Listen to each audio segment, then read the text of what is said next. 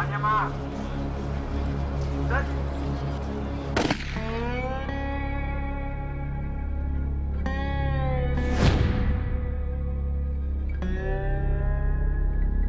Why do you do this? I haven't figured that out yet. My wife asked me that one time, and I really couldn't come up with a solid answer other than I can't think of anything else I like to do.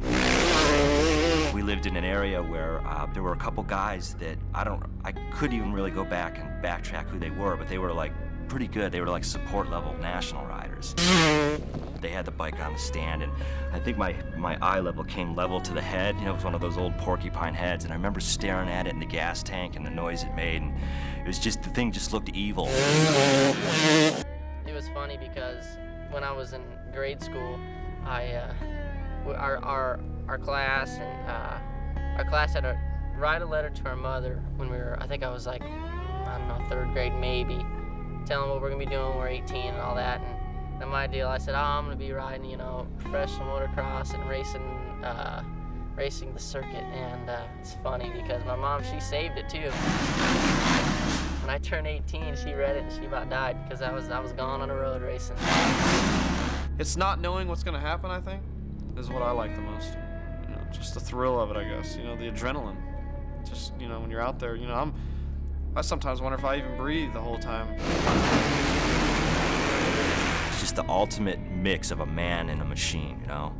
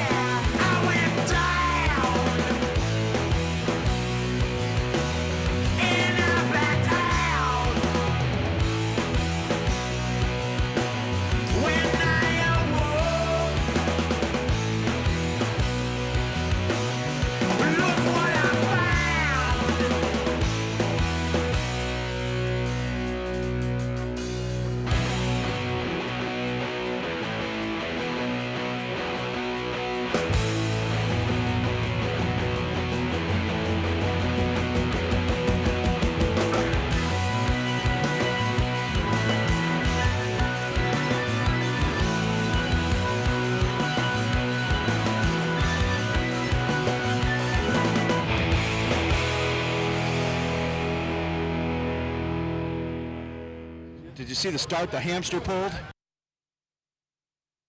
Jeff at Bill's Pipe had mentioned him to me, and that I should have a look at this kid. So we took Sean out and went to look at him, or he rode, and you know, we could see that he had potential. I basically kind of came out of nowhere. I was thinking about quitting at the beginning of the year. Everything wasn't really going too good, and I sat back and looked at it, and I felt that if I gave it a few more months and, you know, saw what happened and see if something good came out of it, then I'd keep going. Well, at the first race, we also did not want to put too much pressure on him, because I didn't want to put him under the tent the first race because it was so short, you know, and he had no time to really spend a lot of time on the bike. But I think that was a better way, because I was afraid he was maybe going to try too hard and hurt himself, you know, and then we looked even worse, you know, if we bring a third guy in and he gets hurt. basically the nationals, yeah. I mean, I rode a few, and I've ridden a few on a 125 and stuff, but I've never done spectacular at them. I've never, like, you know, opened anybody's eyes doing it. But I mean, I'm not new to the sport. I didn't just come here overnight. I mean, I've been racing for about 11 years now, and the last couple of years I've spent in Canada racing and doing things up there, and that was about it. I mean, other than that, you know, I came up through the amateur ranks just like anybody else did, and now just everybody's starting to notice what I'm doing now. Remember, stay loose, have fun, huh? Well, in the beginning, like you say, when he first came to those, to Glen Helen and to Sacramento, it was just kind of like a, I don't know, just a go ahead and ride type thing. It really wasn't a full deal with Suzuki, you know. He didn't even use our bike. He used a bike from Bill's Pipes, those first 2 races. So, and then once they figured out, well, all right, we're gonna help him for the rest of the series. And then also Travis was out after Hangtown. So then, you know, they said, well, go ahead, you work with him, you know, until Travis comes back or whatever. I bruised my lung in Troy and had to miss Unadilla and was supposed to miss a few more races, but I mean, I figure, you know what, I was brought here to do something, and I've actually toughed out a lot worse things than I encountered in Troy, and you know what, I'm not gonna be some baby baseball or basketball player that injured their pinky and still wants his $5 million, you know. I mean, I'm out here to do a job, and even though I'm not getting paid as much money as those guys are, I still want to do my job the way I should, and nothing should hold me back unless I'm in a hospital bed. I don't know whether it's a rib or like my back or what, but it hurts. Yeah, but I would Like, rather than mess around with it. But see how you feel. You're gonna wait it out, and yeah. why don't you pee in the cup and then let me know. I'll come back and look at you one more time. Yeah, you know, I mean, this is my first year. I want to make the best of it, and I don't want anybody to get the impression that, you know, I'm a whining wuss, or, you know, don't want to ride because of this and that. And you know what? I'll go ride as hurt as I can, as much as possible. I'll do it without overexerting myself to where I'll get hurt even more, you know. And I think Troy was a big thing for me getting hurt, but it also kind of calmed me down and made me realize I took a week off and got to kind of relax and think about, you know, the last couple months that have happened before it, and, you know, just think about where I've come from and where I've been and where I'm at now, and just to think, you know, what it'll take to win, you know. And I want to win, and I want to be on the track more than anybody right now. That was one of the things that brought me back earlier than what I should have. You know, doctor said over a month before I should ride again or do anything, or even start getting on a treadmill. I got on a treadmill, I should have raced Unadilla. I got on a treadmill and ran for 35, 40 minutes as hard as I could Thursday before Unadilla, and the doctor said a month. I think it's kind of ridiculous when, you know, they don't understand your situation. They don't understand that you get paid for it. They just think you're some dumb motocrosser that, you know, or motorcycle rider. So that was one of the things that pushed me. And a lot of people, when they tell me that I can't do something, I'll do it, you know. If I go training with my trainer and he says, you know what, I don't think you can do this, you know, I'll push myself to the limit to where I can do it no matter what. Right now, the only pressure that's coming from anybody is myself. Everybody else at Suzuki backs me 100%, you know, everybody, my family, my girlfriend, anybody, you know. As I've done right now is just more than anybody ever expected, and now I expect more out of myself. You know, I got a taste of it, and I want more, and I want to do it until I win, you know.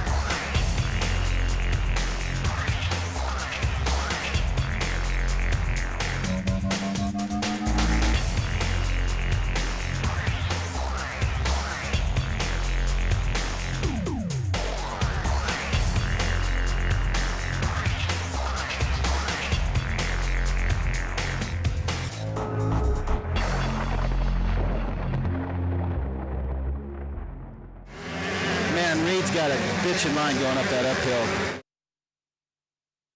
I call home California here in America. Australia's, you know, it's my home country, but you know I don't live there anymore. I live here permanently. I haven't been back there since Christmas last year, and you know I enjoy it here. I have a nice house, and my girlfriend lives here with me, and you know I have a good life here. There's nothing better than winning. When you're winning, everybody wants to be your friend. All the magazines want to talk to you. It's just, you know, our sport's about winning. When you're winning, you're on top. When you're not, you know, you're just another guy. You know, this year it started off really good. I won my Supercross championship, and I was really happy with that. And, I signed with Yamaha for 2 years to ride 250, and I was extremely happy with that because that's where I want to go. And then the outdoor season started, and you know, going into the season, I wasn't prepared as well as I really wanted to be, but you know, I dealt with it, and you know, I got the points lead, and then ever since I got the points lead, it's just gone from, you know, good to bad. So Start. It's all about the start, bud. He's a bad loser. You know, not a sore loser, just a bad loser. You know, he knows that you can't win everything. You know, he'd like to, I'm sure, but you know, he just doesn't like to lose. He's tough. No nice guy. No nice guy. my outdoor season was up and down. Seemed like, you know, sometimes I could ride good, sometimes I would struggle, and when it seemed like I was getting it all sorted out, I dislocated my shoulder in Southwick, so that set me, back a lot. It seemed like it didn't, but deep down I think it really messed me up because it just put so much strain on my body to just get it put back in to go race the second moto and then not miss a race from then on out to the season. It was pretty tough. I probably, if I had known that it was going to end the way it did, I probably would have took a break and just took the time to fix it. Anybody that can race the second moto at Southwick after dislocating their shoulder, it's got my vote. So that was pretty gnarly. If I couldn't win, I don't think I would be here. I don't think I could put myself through all this and come halfway around the world to live in a foreign country just to to make up the people on the grid. It's it's definitely not what I'm all about.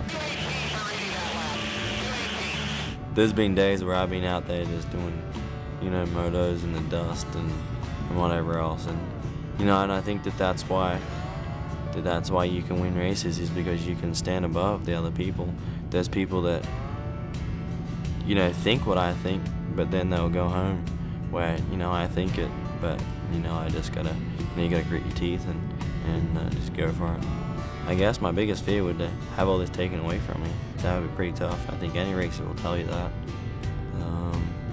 I enjoy it. It's hard at times, but there's nothing better than this in the wild, and just to have it taken away would be pretty tough. It's your gate. Let's go. The best of the best are here, and the manufacturers put the most effort in here, and it's just the place to be for motocross. There's you have great people like Carmichael and LaRocco, McGrath, all those people that I've been watching on television for a long time, and they're heroes of everyone, and they're my heroes as well, and next year I get to race with them, so I'm really looking forward to that.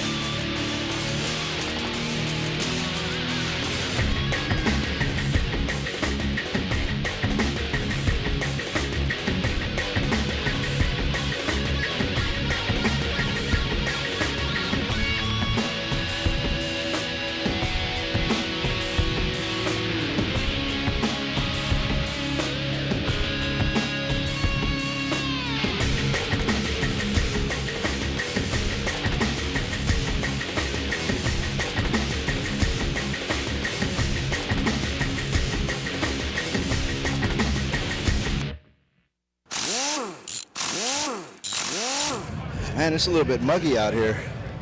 I feel like a pack mule. Probably look like one too, but that's a whole nother story. It's okay. Hey, yeah, I know. Survive, survive. Shit. Flat rear tire. If we lost because of someone just flat out beat us and we did the best we possibly could, then it's a, oh well, we'll go get him next time. You know, we'll work harder this week and we'll train harder with him and we'll redo whatever we possibly can to get an edge back. But if it's for some reason a mechanical, I mean, there's no worse feeling in the world. You just want to run and hide. Riders are going to fall, and that's normal. You know, they're expected to fall, but bikes aren't supposed to break. Yeah, it's definitely a hot seat to be in. Like I say, when you're winning, when everything's going great, then life is good. And if things start going bad, then it's always a mechanic, whether it is or not, you know. So it's the easiest and the first thing that outsiders would look at, you know. It must be the mechanic. Get rid of them. Get another one. You don't let just the rider down. You let the rider down. You let the team down. You let the fans down. Anybody that's behind the rider, because he wasn't able to do his job, you basically robbed him of any chance of winning that day. And some of these riders make a lot of money when they win. I have more of an effect for him losing than I would for him actually winning. If I do my job, he's going to win every week, but if I don't do my job, he'll lose. James, where you on ignition? Standard. Is that what you wanted? Said in the whoops or something like that. Roger said to go to a 2777. What you have is pretty much about as good as it's going to get. It wasn't acting the same in this past practice as it did last week. What, rich feel? You're having the same thing? Yeah. I need to just take this motor out and go with the other one. I don't know of too many guys that'll ever tell you the bike's great. You know, I guess if the way I look at it is if they told you it was great, you wouldn't try anymore.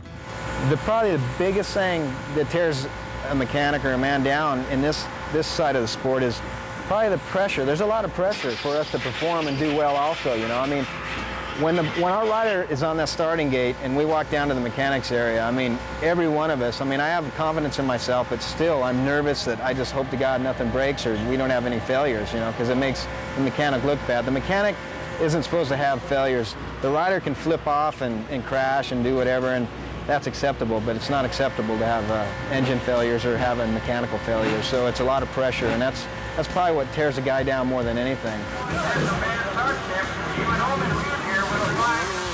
Now, go get it, you go! I'm the only person they see when they come around the track.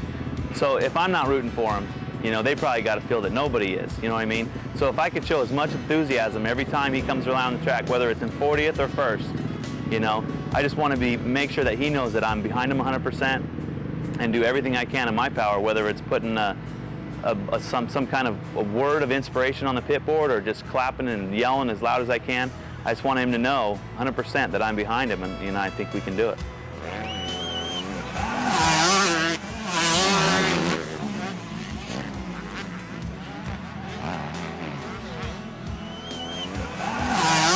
I just try, you know, I give it 100%, you know, every week. I always have, no matter who my rider was.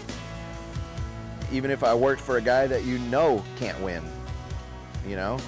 I mean, let's face it, there's plenty of guys out there working for guys that aren't gonna win.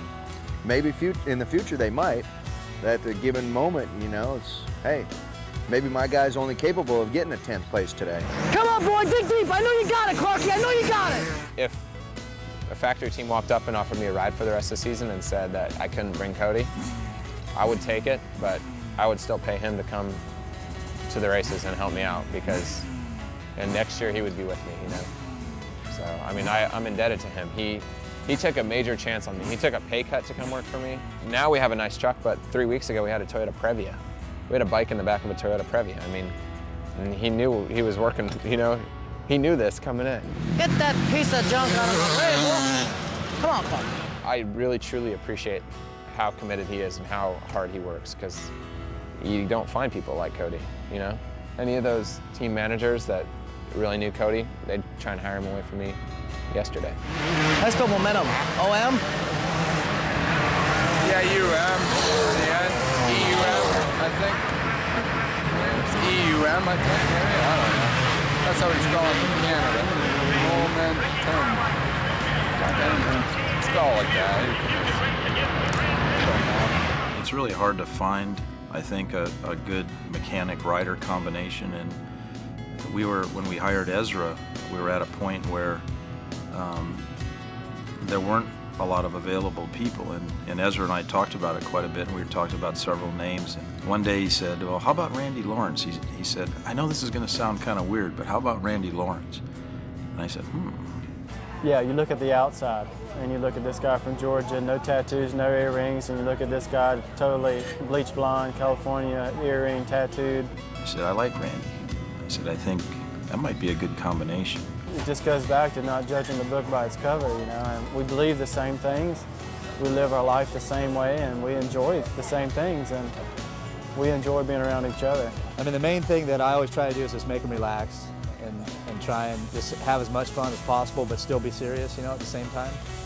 And like on the starting line, I don't sit and, you know, put a bunch of stuff in their head, getting them think. Like I try to loosen them up. Like with Emig, we used to look in the stands and, you know, look at girls or, you know, talk about going to the lake or always something to relax them before we took off. And I talked to Stuart about that, and he likes that as well. Like, you know, just kind of like get his mind off of things, you know. It's like anything. If you see people that are all stressed out, you're going to be stressed out.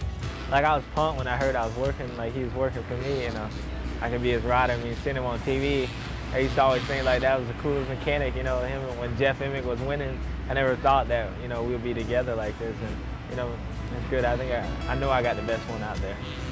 If you go to the line with a mechanic that you don't think is maybe really not that good, you know, you're not going to have that confidence on the track. And, you know, we look up to our mechanics to, you know, give us a little bit of encouragement. And, you know, I think it's one of the most important relationships, you know, at the track, because he's the last person you'll see before you take off on the line. And, you know, the rider that's been with the, you know, the same mechanic can kind of have a little bit of an advantage. This is it.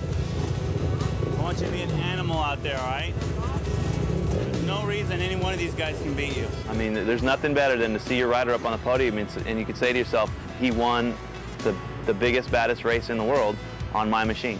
When you're working under the tent and the fans come up or people are telling you, oh, you got the dream job, I would love to have your job. I mean, that's where the thanks is at. I mean, you got to realize I go to work at the races every week. I work on the best bikes that are made. You know, that's the thanks right there. And that's kind of what we get out of it. Like when our riders are out there and they're doing an awesome job, the bike looks good, the rider looks good. I mean, that's a good feeling for us. Whether anybody else sees it or not, we can go home that night and we're like stoked, like we did something that was really good.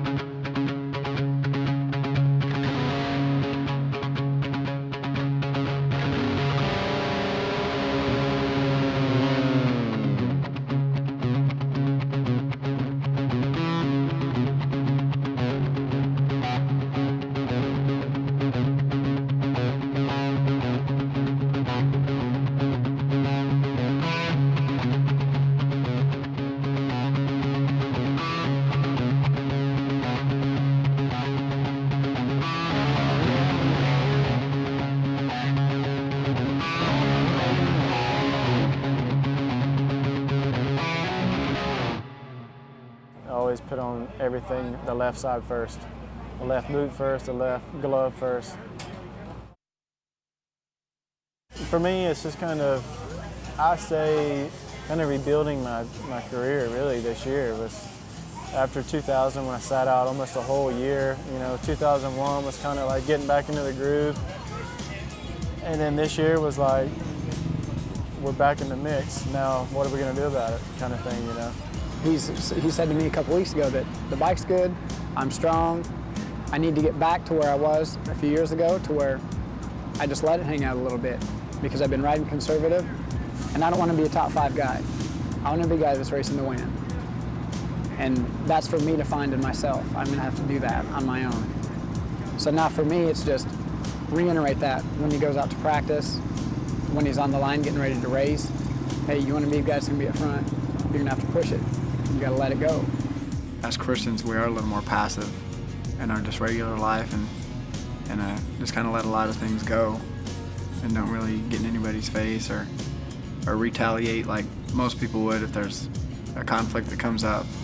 And that's really something that he's looking for, because before he kind of became a Christian and started walking that way in his life, he was really aggressive on the track. Like, he was the first guy that was going to just come in and clean you out. So we know he can do it. But he's kind of changed his lifestyle, and your lifestyle overflows into racing, and that's kind of what he's trying to find right now, is the spot where he can get that aggressiveness back, but he doesn't want to change his lifestyle outside of that. So it's kind of a fine line, but he's starting to understand that when you're racing, your friends that are out there, they're still your friends, but it's racing and that's your career and that's what you have to do. Kind of what we're trying to work into Ezra's program. Like, okay, you tell us you want to win races. You don't want to be just a top 5 guy. You want to be a guy that's out there that's racing to win. Okay, well, if you're slowing down the last couple laps, that's not showing that. If you're letting these guys push you around, that's not showing that.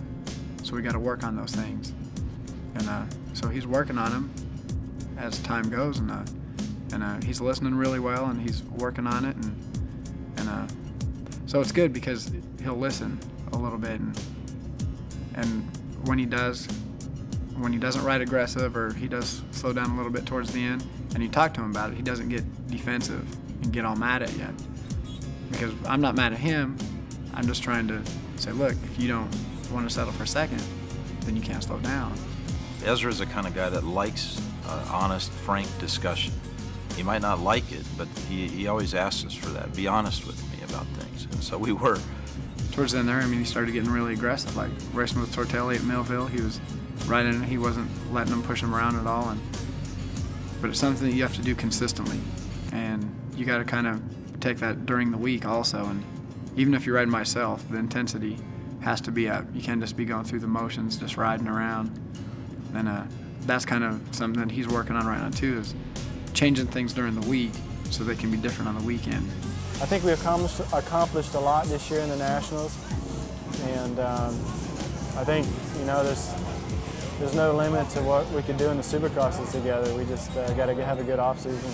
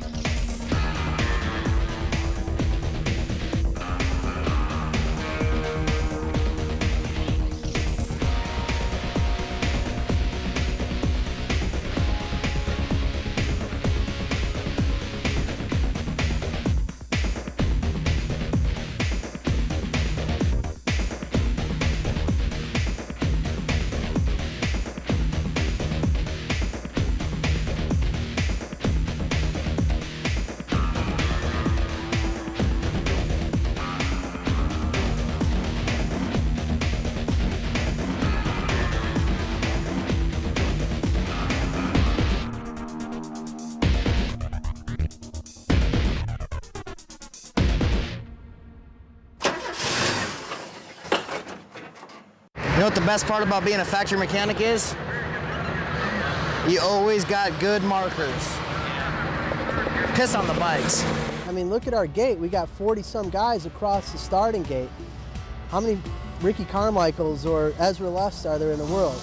You know, if we just relied on, you know, the top several guys that have the factory rides, it wouldn't be a terribly exciting race. I mean, and there's a true faction of fans that I know for a fact come out here that root for the privateers.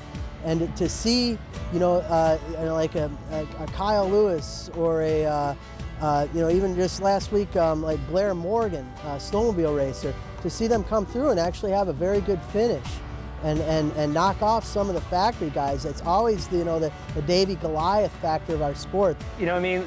You know the guy in the neighborhood that loves his job. Well, that's me. You know, I love my racing. I don't mind working too because, you know, I got bills. You know, and if I have a bad weekend, I don't mind because I still make money at home. It's definitely more advantageous to be in a big rig, getting a salary and not having to worry about it. I live off of what I win, so, you know, if I don't do well, I don't eat. After Bud's Creek, we weren't going to any more races. We were financially tapped. And we decided we'd give it a little bit more shot. I had a little more work come through. He's paying for a little bit more out of his pocket now so that we can keep going. But we weren't going to Troy last week. We didn't have the money. I do get support from, again, Bromley Suzuki. They lend me 3 bikes a year, and parts they give me at a real good discount. So I don't have to buy the bikes. I help them sell them at the end of the year, and then you know, we kind of split the difference. So they don't lose a lot of money, and I don't have to put out a lot of money. I just basically stay on the road. And you know, there's a lot of racers here that do the same thing. So when you get into their neck of the woods, you can stay with them. They come to your neck of the woods, you know, they stay with you. I drive around in an '89 motorhome.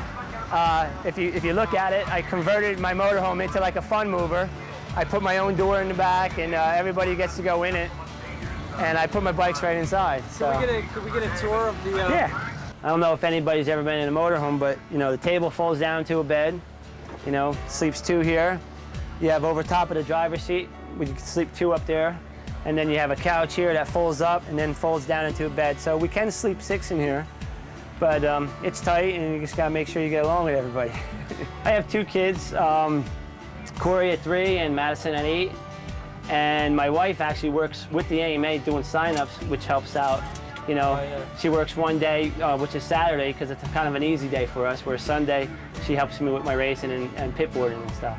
Oh, that's cool. So it's a real, like, family. Yeah, we've been, you know, I've been doing it a long time since I started racing pro in 1987. And I've been doing it ever since with my family. And my family's gotten bigger, so we take them with us. How do you like the races? Huh? No, they like it. They, if it was today's a little rainy. If it was dry, they'd be outside, you know, going over all the factory mechanics, asking for posters and stuff. They do it every week. So they all know them. They give them posters and they get rid of them. So that's right. They love doing that, and then they come in here and they wrap them all up and give them to kids at school or just neighbors and stuff like that. I don't think they know that yet, you know what I mean? Like, their dad races motorcycles. I don't know if he's good or not. You know, that's how it is with them, you know? Yeah. When he plays motorcycles, he never plays Daddy. He plays Ricky Carmichael or, you know, Bubba, you know. So it just makes me feel mad because I'd rather be me and they'd rather be Bubba or Ricky Carmichael. So. When I go to a local race, I'm more scared than when I go to a factory pro outdoor national, because the privateer is on his home turf. He knows the track, he knows what's going on, and he can show his skills. And heck, I raced this track in Oklahoma. It's called 59th and Douglas. It's 2 blocks away from Robbie Raynard's house. The best I've ever done there is 4th.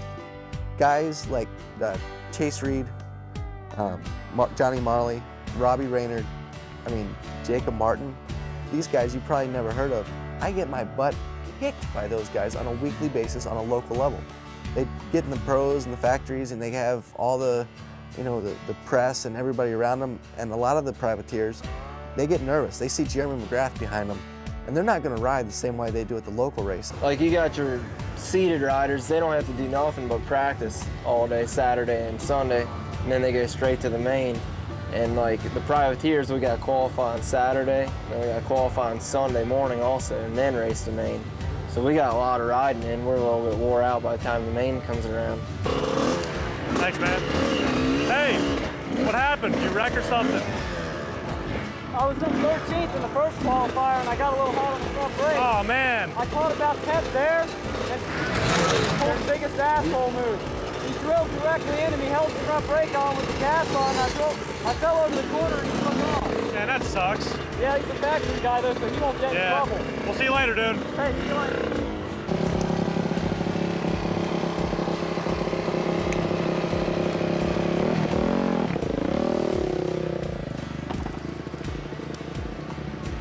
Getting the glory shot, huh? Jammed his thumb real bad, and he has kind of what we call a skier's thumb, where you hurt one of the ligaments in the thumb, and I'll show you guys that afterwards.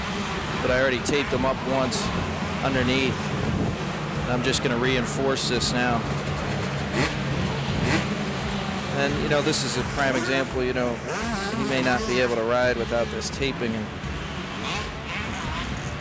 just to give him the chance to get into LCQ and the potential of qualifying so this weekend's not a waste. 5 riders that got hurt or broke their bike already, and it's like that early in the day. Mainly Larocco's Leap is really taking everybody. I mean, they're trying to do it and they're just destroying their bike. Their bikes kill ours. We can't buy none of the parts they got or nothing. As far as technology for a privateer, I mean, we basically have what you buy at a store. The factories and some other guys, they have special ignitions where they can. We start on cement. We race in the dirt. We start on cement. It's the dumbest thing we ever heard of, and they have they can fine tune their ignition to have more bottom end to come off the concrete, and then it switch automatically for them in the race to have the bike faster. Their bikes are probably on average 4 to 8 pounds lighter than mine, and I mean that's a lot. I mean you figure, if that's wheel weight, you're giving up a lot right there for horsepower. So, and like I said, it's not one thing specifically. It's the overall package that makes it better. And even if it's not that much better, it's the confidence in knowing that you've done everything you can to your bike. Whereas I'm like the guy that, I don't really have a choice sometimes. I've got right now on the suspension, I've got, this will be the 4th race on it, plus practice during the week. And, I should have got it done, but time constraints, I mean, I can't afford to overnight my stuff out and get it overnighted back, from New York.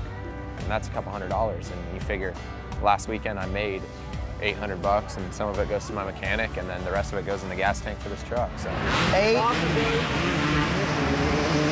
9, quick, 9, 10, 11, 12, 13, 14.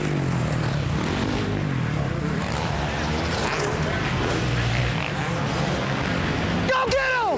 Being out there today at Washougal in practice and, Ricky goes by me and I'm just like, you don't know how bad I want to beat that kid, I mean, I'm sure everybody does, but I mean, it's just, that's what drives me. That's what keeps me going. And through sleeping in the truck or whatever, that's my motivation. I want to beat that kid and everybody else at this race. I think he might have got 20th or 21st. I have no idea. You look at guys like Ryan Clark and James Polvoni, Ted Campbell, Jamie Grosser, and all these guys, maybe not our household names, yet they're all out there digging and they're trying to find that sponsorship dollar and just plowing forward and trying to spend time to train while also, digging for extra money to get here, to get there.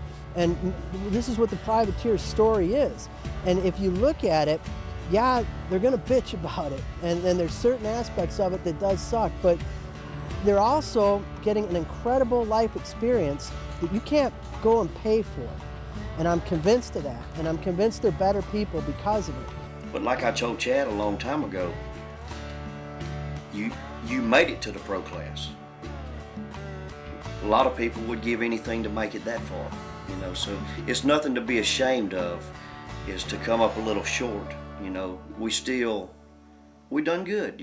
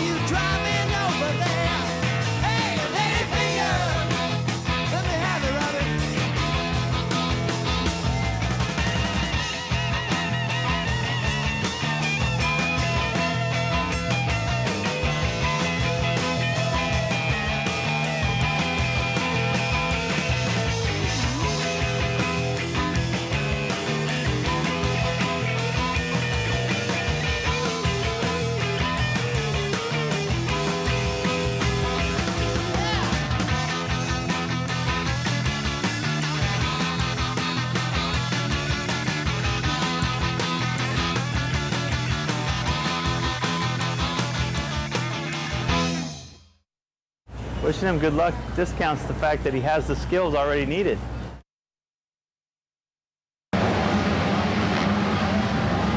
Have fun, dude. I mean, I feel like I get, stronger, every year. For me, I'm really smooth. Sometimes I think maybe a little bit too smooth. It kind of looks like maybe I'm not trying, but I think that's just kind of my style. Where Carmichael's, his style is being out of control, and if he's riding smooth, then he's actually not going that fast.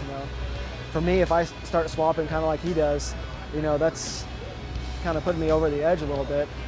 For me, it's better for me to be a little bit smoother, a little more calculated. And the last few years, I think my endurance has really helped me out. Earlier on, I rode a lot on talent. Nowadays, I'm riding, on a lot of strength and a lot of, endurance I've built over the last couple of years. I actually spent most of my career racing 125s. I didn't actually move to the 250 class until '98 in Supercross, but still jumped back to the 125 class for the Nationals. In '99, I turned to 250 full time, and it's kind of weird. I'm quite a bit older, but really Carmichael just started in '99 on 250 full time. So really, we got about the same amount of time on big bikes, and I wish I would have jumped a little sooner because it seems like the bigger the bike I ride, the better I do. And with Yamaha, they gave me the opportunity to ride the 426, and that was the best ride I had at the time. And I wasn't really sure if I really wanted to ride four strokes or not, but Henry, Button, had really good success, and their careers actually elevated when they went to it. And it was kind of cool that, I think mine did too as soon as I got on the bike. I mean, he's on a big bike though. Oh yeah. He's got horsepower. I'd say most outdoors he's got a little bit of an advantage because most outdoors really require a lot of power. Supercross, that's a little bit different story. I mean, Supercross, it's a little bit of a disadvantage because there's more weight plays into factor as far as not just brute force. But I think outdoors the four-stroke works really well, and Timmy's a perfect example of a rider that fits it well because he's strong. He knows how to really muscle a bike when he needs to. The bike doesn't really need a lot of finesse. It needs a lot of just manhandling, basically. I think for me, the best I rode was probably Budds Creek. Came out with Carmichael like I've been wanting to, the whole season, and pretty much kept him honest and stayed right with them. And he pulled a little bit, then I closed back in. He pulled a little bit, I closed back in, and that was a step up for me. I kind of took a little bit of a dip in the next few races, not doing quite as well, but still finishing on the podium. And actually Millville last week, the second moto, was the best one, best I think I rode all year. I didn't win, I was still a little ways behind, Ricky, really far ahead of the guys, that were in third place. But I felt like my corners were coming together. I was riding good, I felt strong. Now that he's shown that he can be on the podium week in, week out, now when he goes out and gets a fourth or a fifth, if it's because of a crash, I mean, that's one thing, but if it's just poor performance, he's really down. Hey, you all right? Talk to me. Why are you being all quiet? Well, then show me. Show me how pissed you are by going out there and kicking his ass. All right, dude, let's see some aggression on those first couple laps. And if you can, then you got to do those jumps. Key to winning this thing. Bad starts, man. Bad starts can ruin your day. If anybody can, try and wave those lappers. Come on, right there, 3 laps. That lap was a 2:13 for Red Dog. I mean, he's right on Ricky's times. He just needs a little tiny bit more. Well, every rider has their different thing. Some riders have more talent. Some riders have more, more desire. And I'm kind of the rider, kind of in between that has, I have a lot of desire and I always give 100%. But I got a little bit of talent to, back that up. That wasn't bad.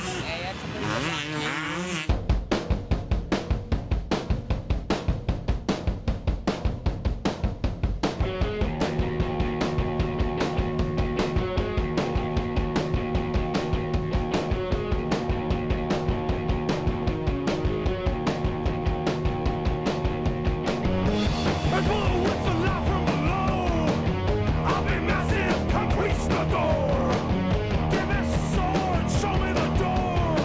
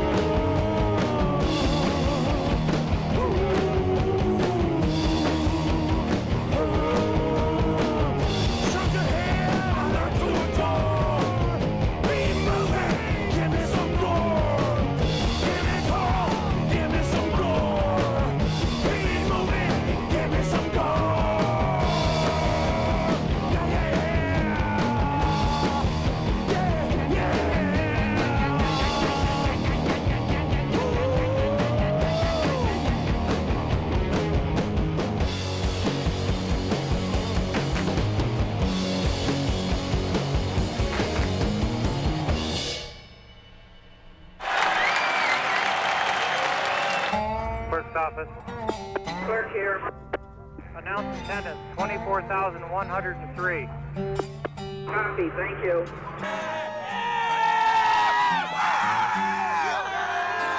A lot of them know what it's like to crack a throttle. And to come and to be close to the best person in the world that does it, and maybe ride the track, the same track that he rides, a couple days ahead of time. And then to go out and kind of watch the line that he took and just be like, you know, it took me 3 separate jumps to get through that one portion that he cleared. That's just amazing. Crazy. Yeah, insane. Wide open. They're going balls out as fast as they can all the time. Yeah, this is just a wonderful sport, you know. And well, a few people. First of all, James Stewart. I mean, basically, because he's living a dream that most of me and my friends, as African American riders, we wanted to do. And we see somebody finally, you know, doing it, and it's just a pleasure to see him out here. And the other fans just root for him, and you know, and also Ricky Carmichael. You can't go wrong with Ricky Carmichael. I've been following his career since he was on 60, so you know, I love motocross and supercross.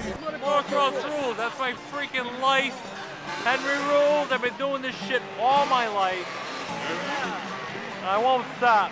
Nothing like it, man. It's the ultimate high. The #1 drug in America. This right here. Just look at it. Speed, excitement. You know, I can't even talk. I've been yelling all day. Motocross rocks! It's better than those stick and ball sports. What the hell is that thing? It's a beer bong. A double man. Can you show me how it works? Yeah, I sure can. Load them up, boys.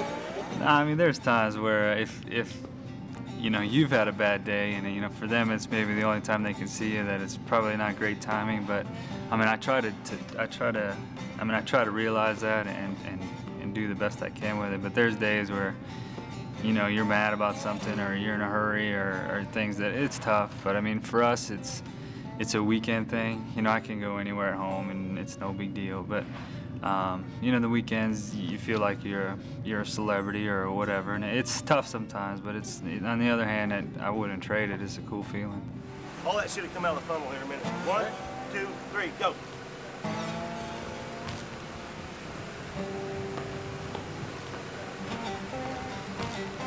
It's all about the speed, man. It's all about the wild, crazy guys out there, out of control, keeping it together. Rush. Natural adrenaline. It's all adrenaline. I love getting dirty. Woo!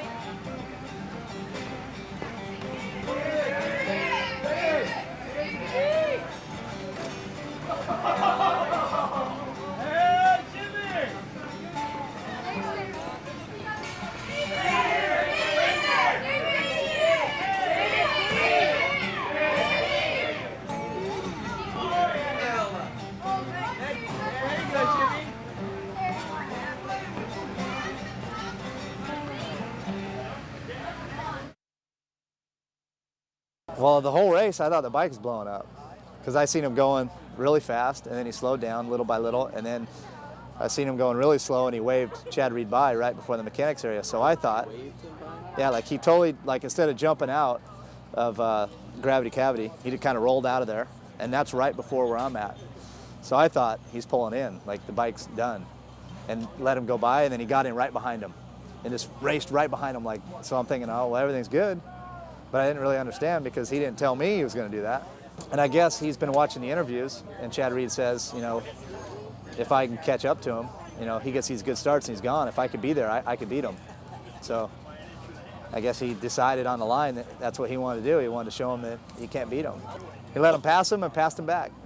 I just wanted to race somebody. I was got kind of bored out there, and you know, he was in second, so I started messing around with him, and then I forgot where I was. I'm at Unadilla, the rockiest track on the circuit, and he's on that 4-stroke, so I didn't want to follow him. But it was just a fun race.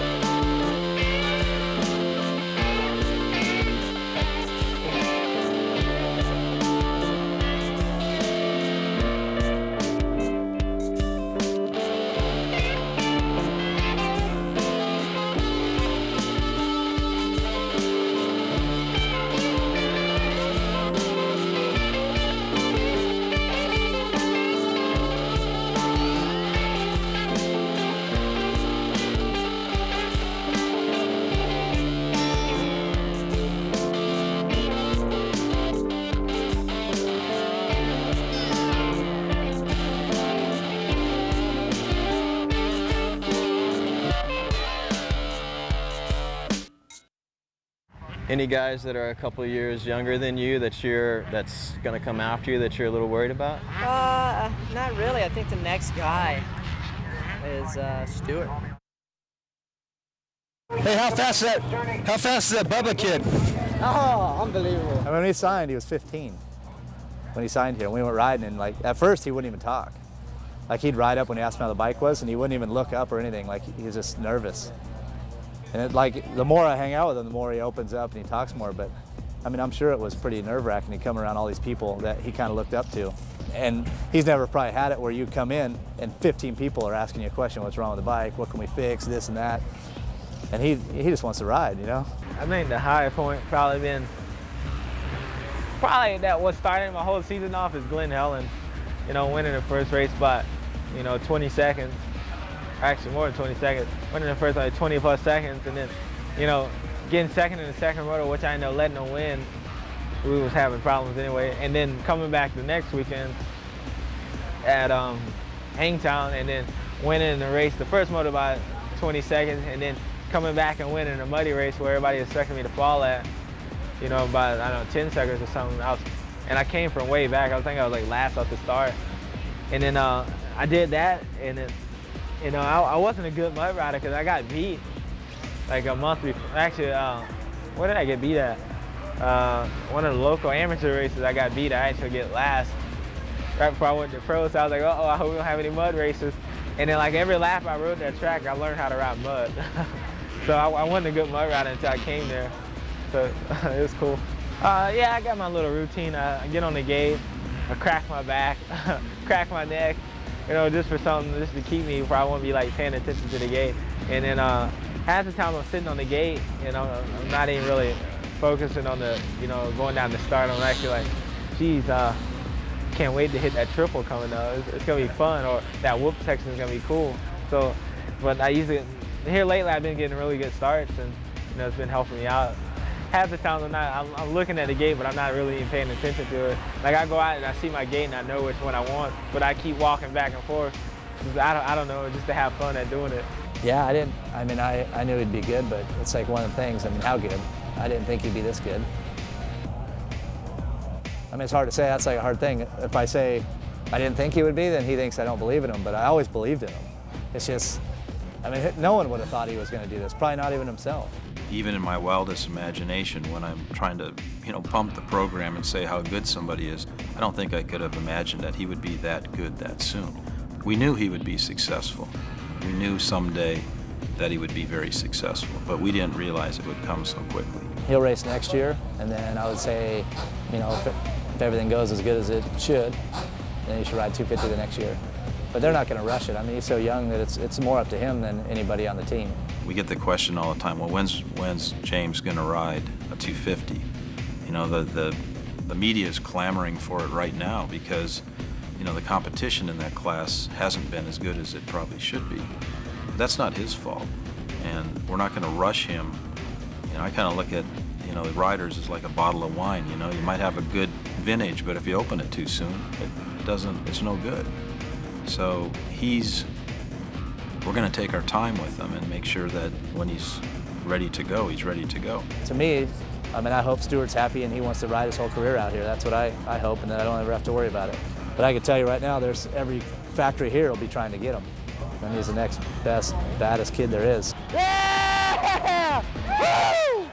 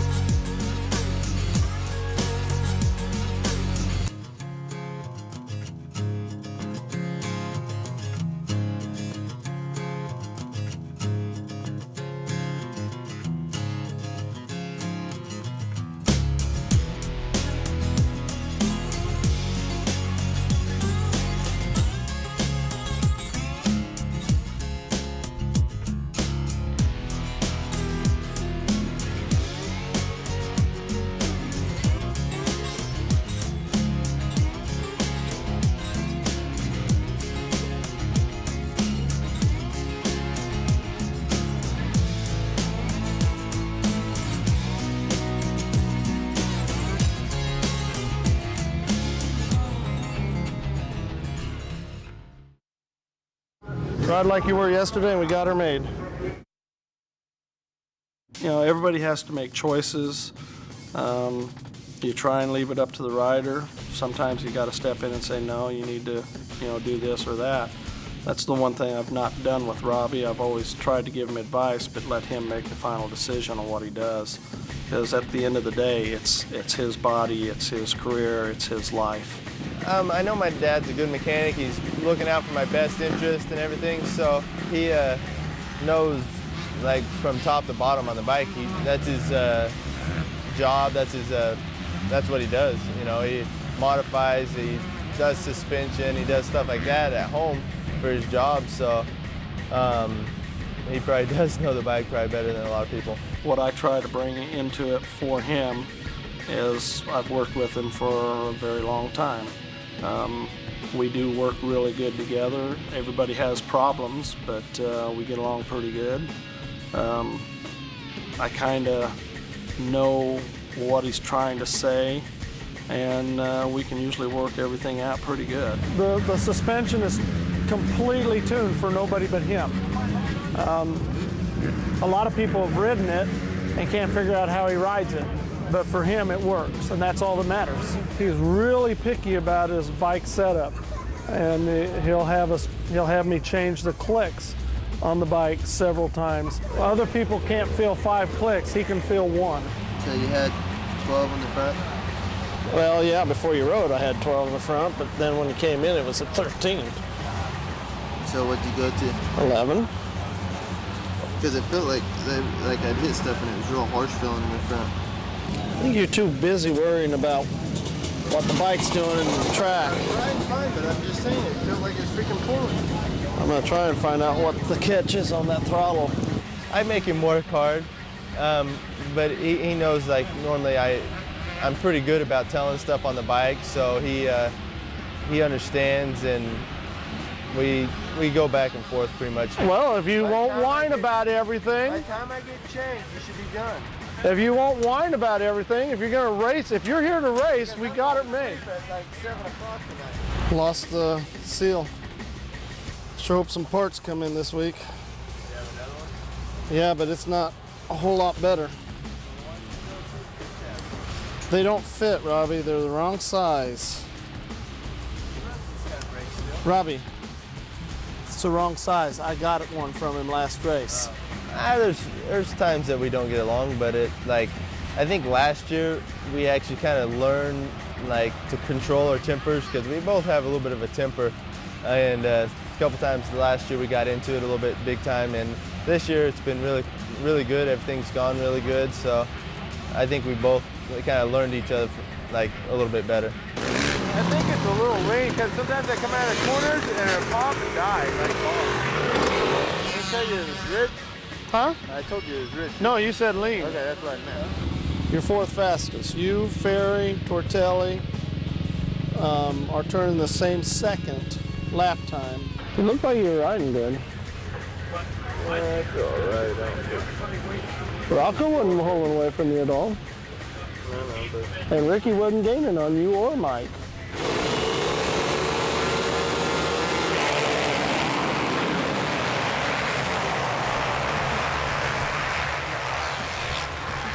Just can't seem to get a start.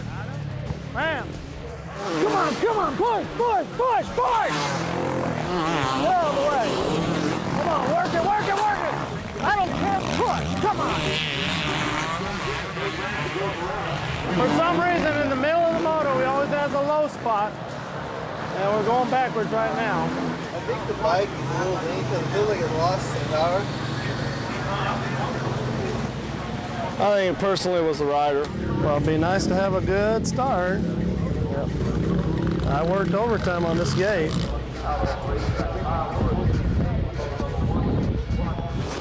Don't be afraid to go for it. Okay, drive out of here like you mean it this time.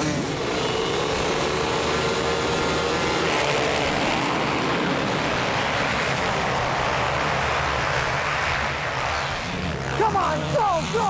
Come on, you can do it. Keep going.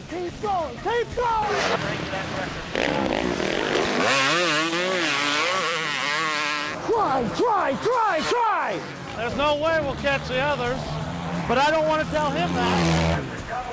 I just feel like I hit a wall. I just got, my whole body just fatigued. I feel like I don't really understand. What I want is what happened in '98 when Robbie started passing Ricky. That would make me happy. For next year, he'd like to have our own team again, but we can't do it out of our pocket. You know, there's just no way I can financially do it another year, and I don't want him doing it either.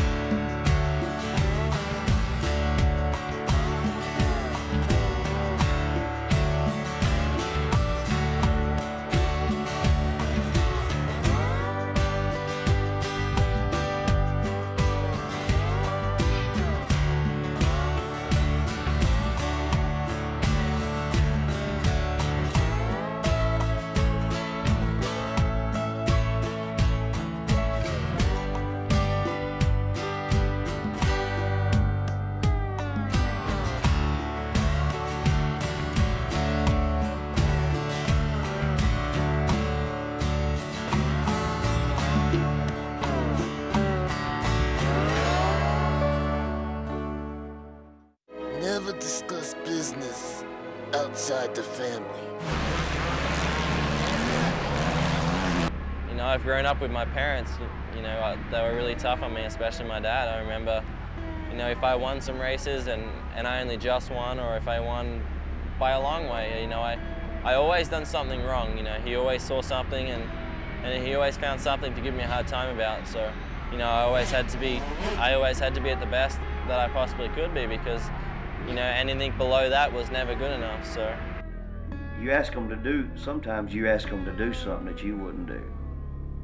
And that's not a good feeling neither. You know, when they're growing up, you're teaching them how to start jumping, and here you got a little old fella over here, you know, he ain't big as nothing, but you're telling him, hey, you're gonna jump that. And you're sitting there thinking to yourself, you turning your head saying, I wouldn't do it. I would rather see, you know, the parents back off. If the kid really wants to do it, he'll shine if he really wants to do it.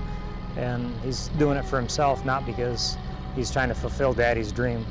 it's funny, you know, when I was winning all those Supercrosses in a row, I'd call him up and, you know, hey Dad, I won again. You know, he's, you know, well that's good. You know, that's what you should be doing.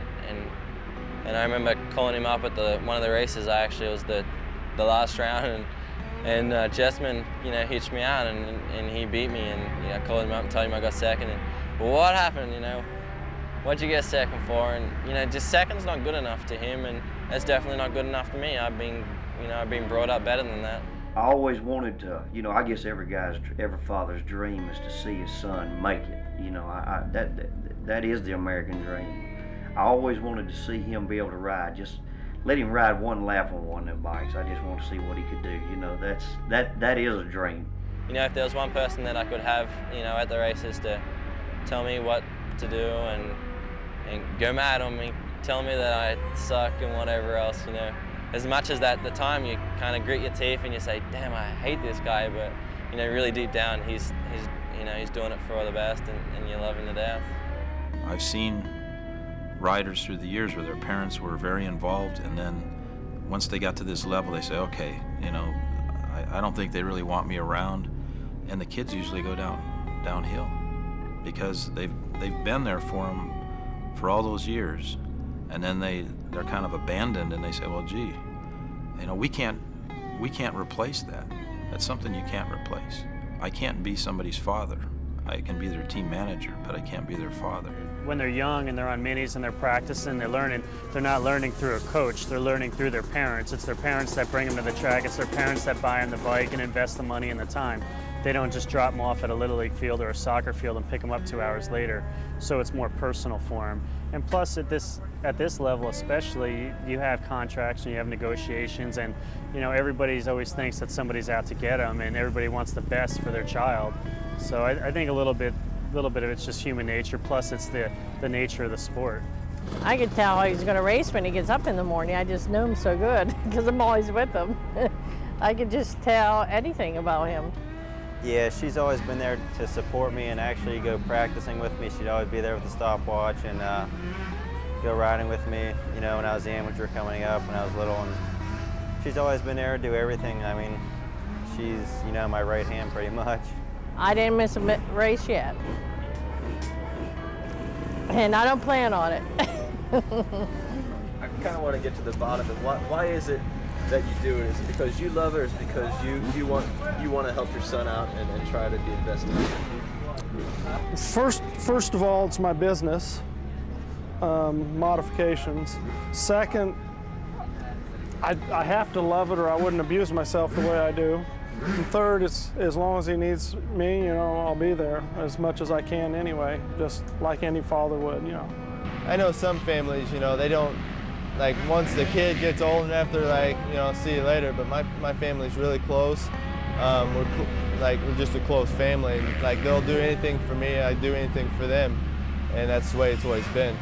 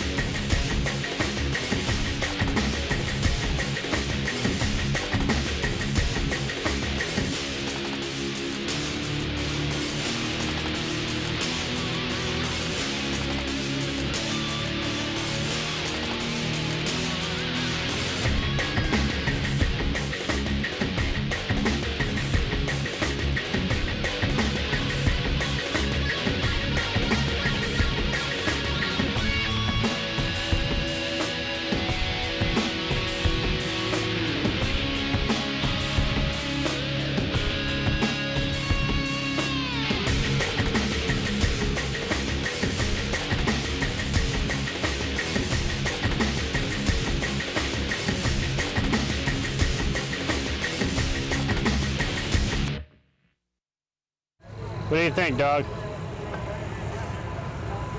I think That's the one you want? You don't want to get more inside? No.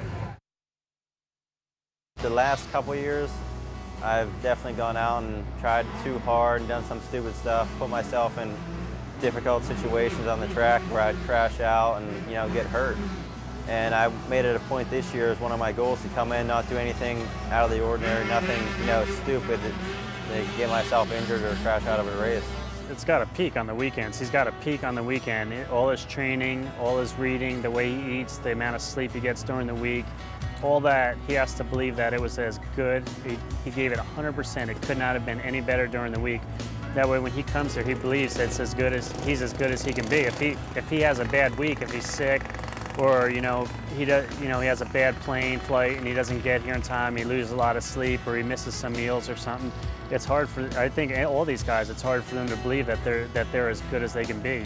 And that's the biggest thing that impressed me about Brandon. He focuses a lot on his mental attitude and the books he reads and the way he goes about his training, that I can actually see a change in him when we go to the starting line from the early Supercrosses to now. He's a totally different person. The section by the mechanics area, you're looking good in that loamy stuff and keeping the bike not over rev, just pulling through there. And your lap times, I don't know if you care, but they were right there. The best was a 2:25, and the best I got, I couldn't do a lot of people because people kept pulling off, but the best I got anybody else at was a 2:26.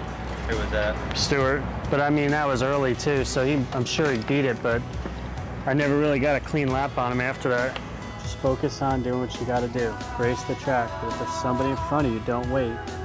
You've gotta pass right away. Can't hang back. Every time you're right behind somebody, that's costing you seconds. Seconds are points. James, my mechanic, Roger, Suzuki, everyone here, they put endless hours into these bikes, and I mean, it feels great when you go out and try to give something back to them. It's just the greatest feeling.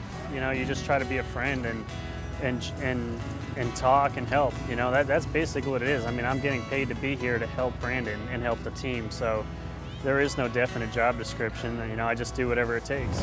Way to hold on, baby. Way to hold on. You did good. 3 DNFs, so you're all right. Hey, you're riding fast. Walker led that till about 3 laps from the end. Stewart couldn't get going, and Ernesto was all over him. If you were up there, you just get up there this moto, stay relaxed, and do like you were doing. Just gotta get a good start, make it a lot easier. You did great passing, though. That's the best I've ever seen you pass. You know what? It seemed like everyone was in slow motion.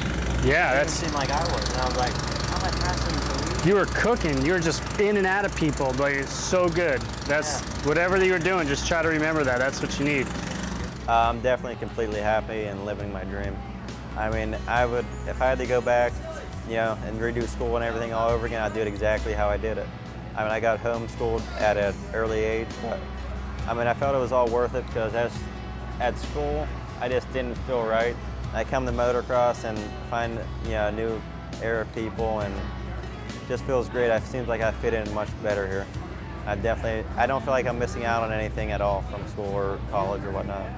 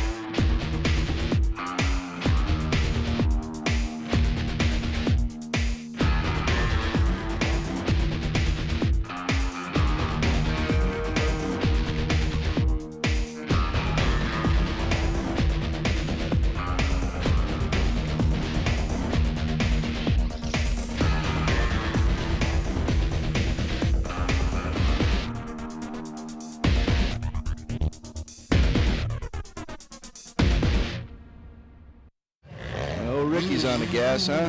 He's long gone. See ya. You got to have fun to get longevity in this sport, and everyone thinks I'm a hammerhead and this and that.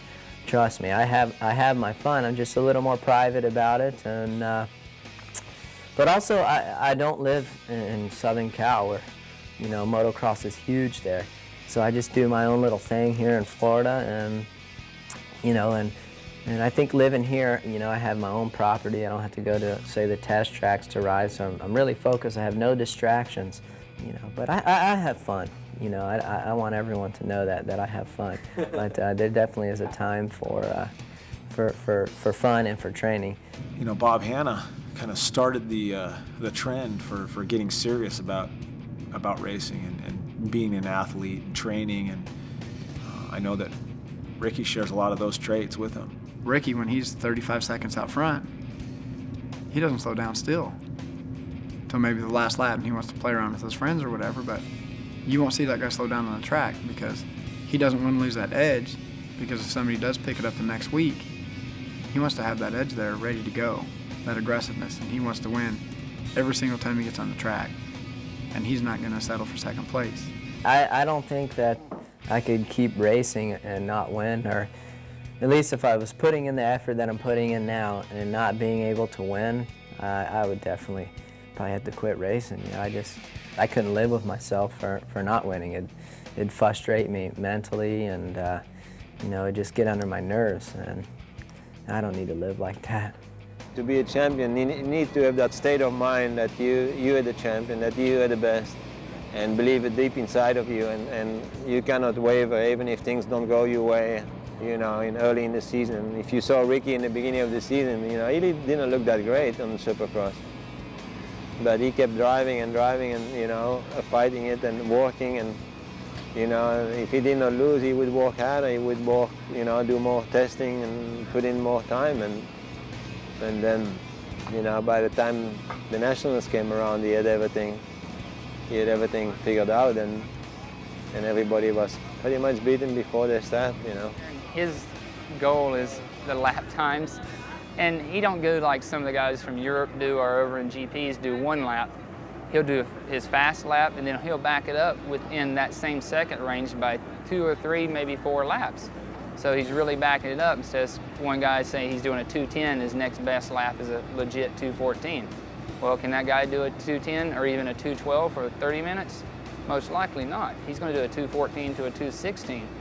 So, I mean, I think it's a lot of head game, and when everybody sees these lap time sheets, you know, they're going, well, wow, man, he's on it, and look, he backed it up, and he did it again and again.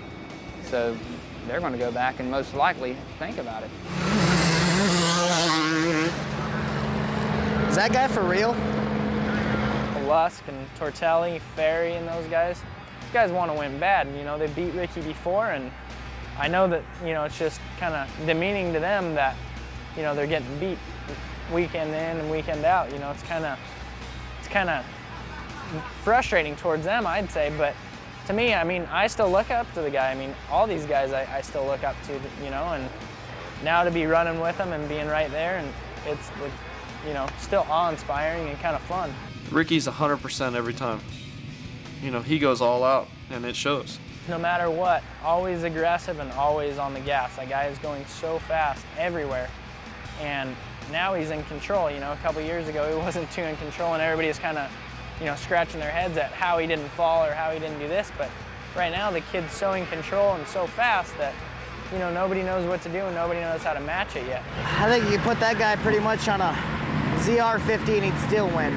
I've seen it coming for a long time. You know, I grew up with him, and he's always trained hard, and he's always worked really hard. And you know, it's been a long time coming, and I think that I saw it coming maybe more than a lot of the other riders. You know, Ezra was around him a lot, but I think he's took some of the other riders maybe by surprise, and because ever since he's been on 80s, he's been at a different level with his competition back then, and you know, now he stepped it up in this class too. Who are some of your buddies out here that you hang around with? Well, I used to have a lot of buddies, but since I've been doing good, and I don't have too many friends out here anymore. It's lonely at the top, man. You don't have too many friends, that's for sure. Everybody has an opinion on your riding style. What's your own opinion on your riding style? I think it's aggressive, it works for me, and it's one of a kind. No one else has one like it. Do you think that before you even go out to the starting gate, you already have the race won? Sometimes I do, yeah.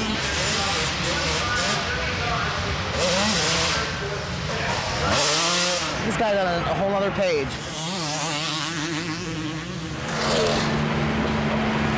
Is that really fair?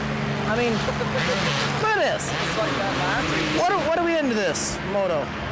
11 minutes. 11 minutes, and he's got a half a lap. I know Ricky is definitely one of the best riders ever. Definitely scared to know that one day you won't be able to win, you know. But that's the way it goes. I mean, that's why you gotta you know, make hay while the sun shines. I guess they say, you know, win as much as you can in the amount of time that you can, and when your day's done, you know. And when it's over, then there's no looking back. I just want to know that I put 100% into it, and you know, be done with it. Next year, it's going to be tough for everyone to overcome that mentally. You see that big red number 4 behind you, and you know, it's going to be tough. But if you work hard, hopefully someone will be able to catch him. I don't see anybody else doing it.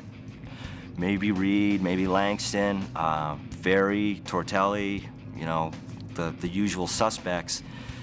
I just don't, as far as outdoors, I don't see anything changing. I mean, do you? Carmichael has gone 24-0. In my own race career, some of the best days of my life, I didn't win. I raced really hard through the whole moto, and that's what the sport's about. Is, you know, it's not just winning and going away. I know as happy as Ricky is, that it would have been more exciting for him if it had been tougher. I drag raced before I did this, and it was who could cheat the best. Motocross, it's so much rider, so small part machinery that, you know, cheating doesn't really mean anything. It's you got to outride the other guy.